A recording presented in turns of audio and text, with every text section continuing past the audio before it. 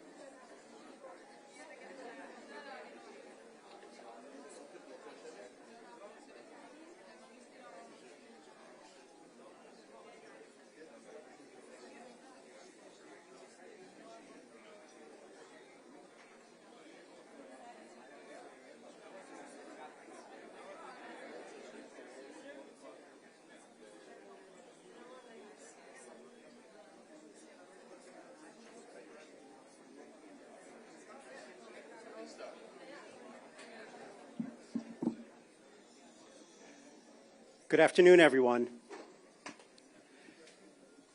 My name is Gil Prus. I'm the CEO of the Jewish Federation of Greater Washington, and it is my privilege to welcome you all to the opening gathering of the NOVA exhibit in Washington, D.C.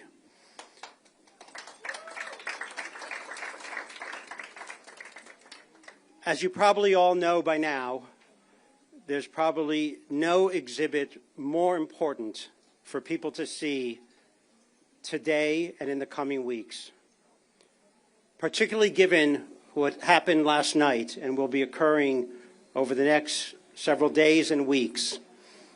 The history that we saw downstairs and up here is not one of the past. It is one that continues to define the Jewish people, the Jewish community, and Israel in very deep ways. I'd like to thank all of the sponsors, both locally and nationally, who helped make this happen.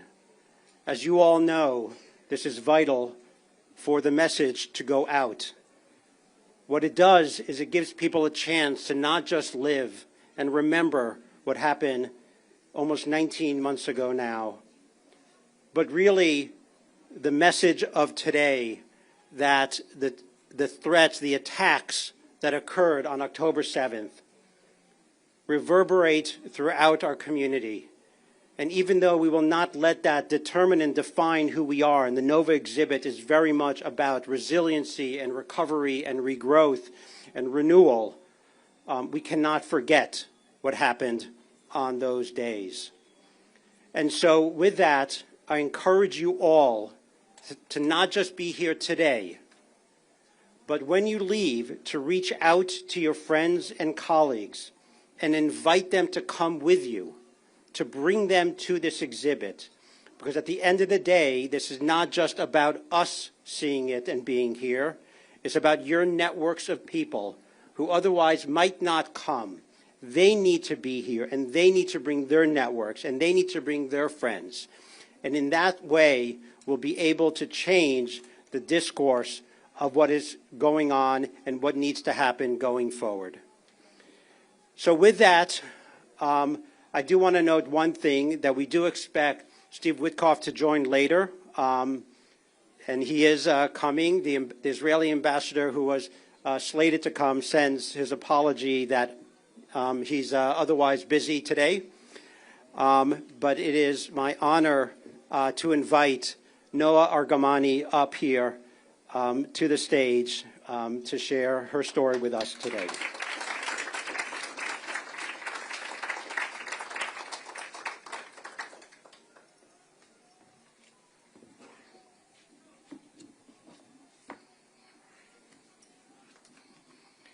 Hello, everyone.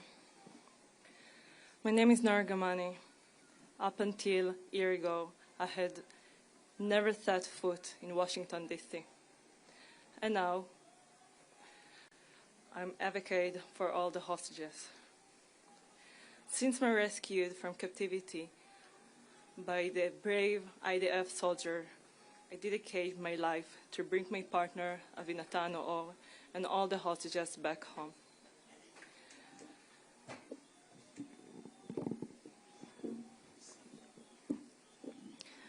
I had meeting in the White House, Congress, speaking in the UN, tons of events around US, and I met so many people. I can see here today so many familiar faces of people who stood with us since day one. Thank you for hosting me for so many places. Now let me host you in my home.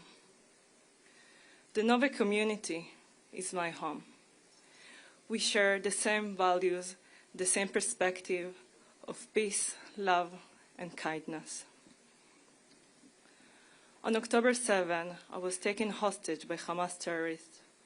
I was in the Nova Music Festival with my partner, Avinatan Or. At 6:30 in the morning, when the rocket started, we thought this is just another drone from Gaza. But after a while, we realized this is different. We tried to escape to our car, but terrorists started shooting on us no matter when we returned. We tried to get away, but then our car got stuck, and we had to hide in ours until we were discovered by a group of terrorists. That was the last time that I saw my partner. The last time I saw my love was 660 days ago. In captivity, I asked about Avinatan everywhere I went. I lived in a fear every single day. I didn't want the guarders to suddenly lose control and kill me. All the terrorists was armed with 20 weapons, knife, and grenades. One mistake and the entire situation can turn upside down. I watched my friends getting released while I stayed behind. I wasn't a part of any category that could be released, and I stayed behind with the men. But after a few months, 2 of my friends was murdered while I survived. Yossi Sharabi and Itai Svirsky were by my side every day, and then I lost them. Their memory be a blessing. After 5 months, I had to be alone with the terrorists until the day that I was rescued. Being here today with you is nothing short of a miracle. It's been a year since I was rescued. A year was past.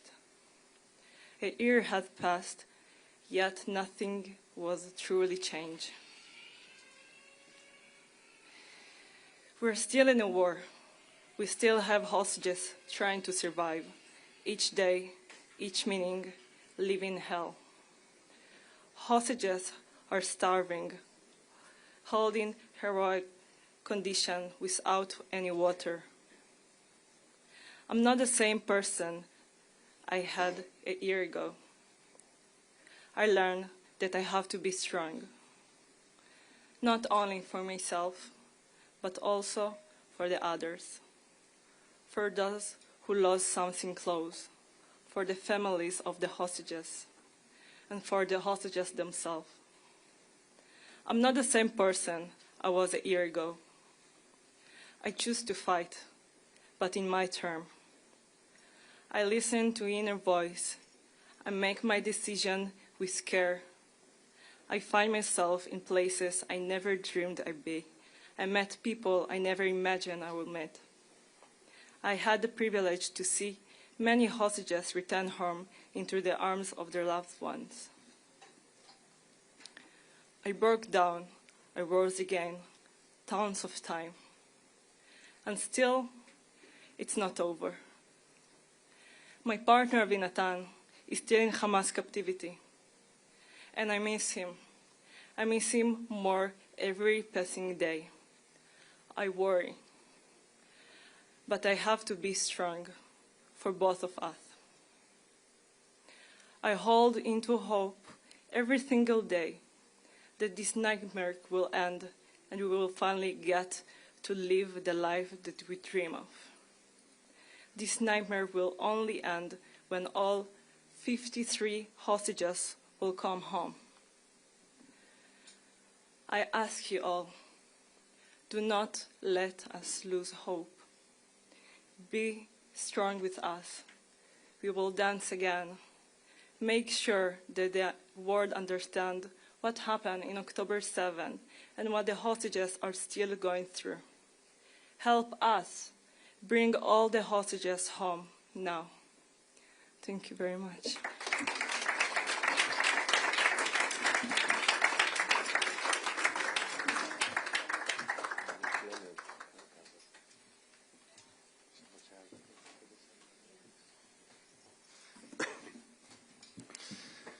Thank you, Noah. And thank you, everyone, for being here. My name is Ophir Amir. I'm one of the co-founders of the Nova Festival and also co-producers of the Nova exhibit and The Survivor. On October 7th, we came together to dance and celebrate life.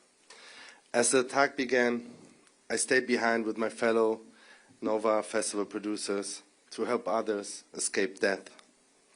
Hundreds of armed Hamas terrorists stormed the area and fired bullets everywhere, and we found ourselves running for our lives. 7 of us jumped into a car as 6 terrorists viciously opened fire. I was shot in both legs. We stopped the car and hid in the field, and moments later, I watched my friend lying beside me, taking his last breath. I couldn't move, lying still and playing dead. I was bleeding and praying for my life, and all I could think about was my wife, Leo. She was 9 months pregnant and waiting for me to come home. For the next 3 hours, she kept me alive, talking to me over the phone while I hid from her the severity of my wounds. I didn't want her to worry in her condition. It is truly a miracle that I'm here today.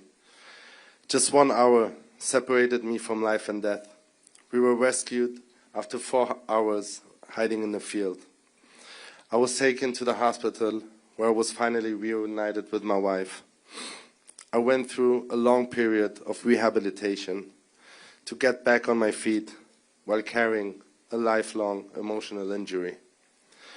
Yet, I was and still am grateful for surviving and returning home. I was fortunate to witness my baby girl, Eliana, born exactly 4 weeks after October 7th. Leon and Eliana are my biggest light. I got my life back, but forever I will carry the memory of the friends I lost and the many beautiful souls we lost that day, our tribe of angels. There are so many inconceivable stories like mine, and sadly, there are so many we will never hear. Stories that will never be told. October 7th completely changed my life. And over a period of 10 years, the people who came to attend Nova music festivals formed a community. Faces became familiar. These people became our friends and then our family. October 7th has been a personal tragedy for each one of us, but has also been devastating to our entire Nova community. Those of us who were there understand that we went through something that will connect us all forever. And within that first day, we knew we need to come together and support each other. So we opened a healing center for the next 2 months, a place for the survivors and the families to come and heal together, to feel safe and feel the love of the community. For me, this was also the first place I had the courage to go to and feel normal again. The Tribe of Nova Foundation was born out of the experience that we shared, our mutual values and our sensitivity to one another. Ever since, my attention and focus have been entirely to the survivors and foundation. And through helping others, I found that I've also been healing and helping myself. Tribe of Nova's program have helped me cope with my trauma and have demonstrated how we all benefit when we give ourselves to others. While running the healing center and opened the foundation, Omri Sassi, my friend and one of the co-founders who also saved my life, urges us to do something to remember our friends that have been murdered and show the whole world what happened to us. We created the exhibition in Tel Aviv, inspired by the need to honor the memory of our friends and family. And after we opened, we immediately understood what an impact this is making on everyone that sees it. It's not only for the memorial. It's such a strong tool to show the world what happened to us. There's so much hate and so much denial on social media and everywhere around us. And with this exhibition, we will do everything in our power to tell our story, to educate, to fight against hate, and to bring our allies together again. The journey of the exhibition to New York, Los Angeles, Miami, Toronto could not have been possible without incredible people who started out as friends and have become my brothers. Scooter Brown, Joe Teplo, Josh Caden, and my Canadian brother, Jesse Brown. Yeah, please clap for them. Please, yeah.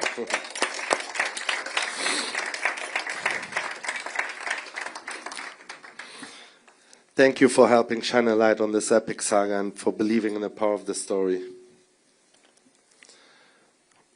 I can't tell you all how important it is for me to stand before you now, on behalf of all the survivors, families of the victims, and the entire Nova community.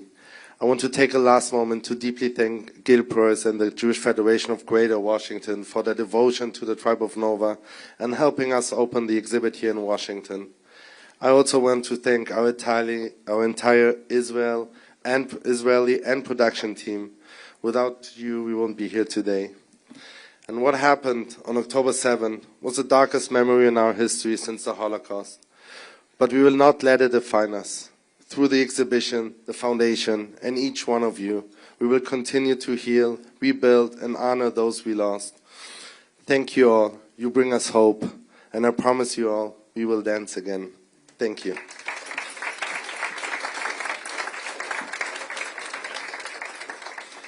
And I'm honored to call my friend Scooter. I won't say it, Joe. I won't say it.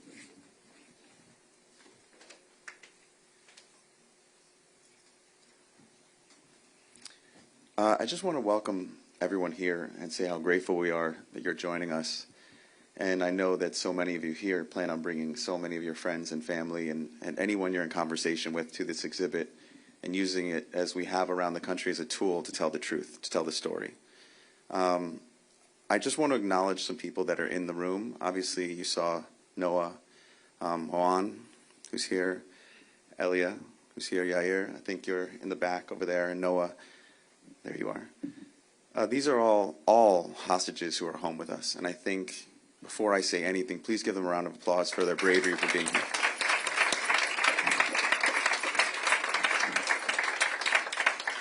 You know, I was born here in the United States. I was born in New York City. I'm first generation born here, and I have a tremendous amount of pride in being American. My grandparents were Holocaust survivors. My grandmother went to Auschwitz, and my grandfather in Dachau. My father is a refugee from Hungary who sought asylum in this country. And something that is intrinsically American is speaking up for those who need to be spoken for. Something that's intrinsically American is speaking up when things are hard. And when Joe Teplo and I went to Israel in December after October 7th, we wanted to see the truth for ourselves, not because we needed to know, but because we knew we wanted to have the conversation from a place of honesty and conviction. And when we arrived, we were first brought to Be'eri, to the kibbutz, and we saw things that no human being should ever see. The blood was still fresh. We heard stories that were unimaginable, especially for me, a father of 3 young children. And then we were brought to the Nova Healing Camp, where I got to meet some incredible young people. And that was the first time during the trip that I found myself incredibly angry. Because I worked in the music industry for a very long time. I was a manager for 23 years. I've owned a label, worked with the biggest stars in the world, and I've also had the unfortunate experience of being part of a concert I hope I never had to be a part of, which was One Love Manchester, which was a response to terrorism in Manchester at a bombing at our show with Ariana Grande, where 22 people lost their lives. And no one asked if the young man who killed himself while waiting for families and young children was a freedom fighter. They just said, violence at a music concert is wrong. Violence and terrorism, taking the lives of innocent people, are wrong. So I want to repeat that 3 of those people I just spoke about, who are sitting in front of me, who were hostages, were civilians celebrating at a music festival. These were not soldiers. They were not in combat. They were there dancing with their friends. When you come to this exhibit, I hope that you see Coachella. I hope that you see Stagecoach. I hope that you see concerts that you've gone to. You won't see anything political here. You'll see kids dancing and being joyful, and then you'll see real evidence of what took place. And I don't want you to see the conflict. I don't want you to see the Middle East. I want you to see your brother. I want you to see your sister. I want you to see your friends. I get emotional as I look out. I see a friend from Los Angeles who raised her daughters in Los Angeles. And as a parent, she lost both of her girls that day. And the strength that I've seen from her and her family of showing up at the Nova exhibit every single day to tell the story of her girls who are there to dance and to love life. And then to still be here and show up in Washington, D.C. to tell that story again because she wants peace, because she wants a better world. I introduced her husband. I wasn't planning on telling that story, but I introduced her husband to a friend of mine, Ahmed, who's a Palestinian from Gaza who's lost 31 members of his family since October 7th. And when I turned around, her husband, who had just lost his girls, was embracing Ahmed and crying together. And I just want to say to so many of my fellow Americans who are here, we see ourselves screaming at each other in the streets. We see ourselves so divided, but if these two families can hug in the Nova exhibit, when they are actually affected by the conflict, we can start setting a better example. It starts with us. And I really hope that this exhibit gives you an opportunity to have those conversations, to use them as an example. And I'll leave you with this idea of when I started with Manchester. The whole world rallied within 2 weeks to do this concert, One Love Manchester. The whole world, the biggest artists in the world. And in the last over a year now, it's been so much silence. And I want to encourage everyone here, something that I've learned, lean into the silence. Do what these kids do. It's not never forget, the way I was raised with the Holocaust. It's we will dance again. They don't talk about what they're not going to do. They talk about what they're going to do. And that is what you should come here and take from this exhibit. It's an opportunity to reach out to someone and speak about who you are, who we are, and who they are. And don't stop speaking until their friends come home, their partners come home, their sister comes home, their brother comes home. It's not about the noise and the anger. It's about humanity. And I just can tell you how grateful I am that you're all here to join us in this moment and be here, because if they can be here, this is the least we can do. So thank you very much.